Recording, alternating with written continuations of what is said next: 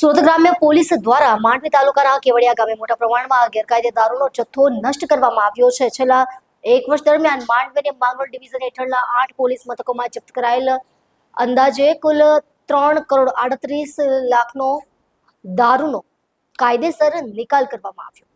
આ કાર્યવાહી ઉચ્ચ પોલીસ અધિકારીઓની ઉપસ્થિતિમાં અને દારૂના નાશ માટે નિર્ધારિત કાનૂની પ્રક્રિયાનું પાલન કરીને કરવામાં આવી હતી।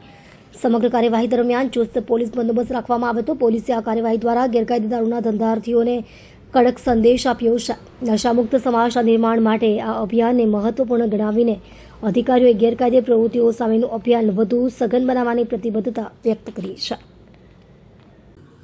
અરેઠ તાલુકાના કેવડિયા ગામ ખાતે સરકારી ખરાબામાં માંડવી ડિવિઝનના 4 પોલીસ સ્ટેશન અને માંગરોળ ડિવિઝનના 4 પોલીસ સ્ટેશન એમ કુલ 8 પોલીસ સ્ટેશનનો છેલ્લા એક વર્ષની અંદર આ 8 પોલીસ સ્ટેશન દ્વારા જે પ્રોહિબિશનની કામગીરી કરેલી અને એમાં જે મુદ્દામાલ દારૂનો જથ્થો જે પકડાયેલો એ ઇંગ્લિશ દારૂનો જથ્થો છે એનો નામદાર કોર્ટના હુકમ આધારે નાશ કરવાની કાર્યવાહી કમિટી સમક્ષ કરવામાં આવેલી।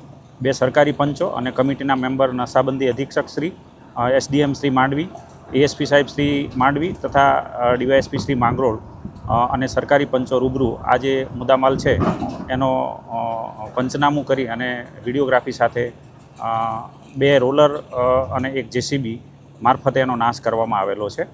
આ જે મુદ્દામાલ છે એ નાશ કરી અને નામદાર કોર્ટને એનો હુકમ એનું જે પંચનામું છે એ હુકમ આધારે રજૂ કરવામાં આવશે અને રિપોર્ટ કરવામાં આવશે। અને જે નાશ દરમિયાન જે બોટલો છે, પ્લાસ્ટિક છે તથા જે પૂંઠા છે એની હરાજી કરી અને એમાંથી જે નાણાં ઉપજે તે સરકાર સીમા જમા કરવામાં આવશે।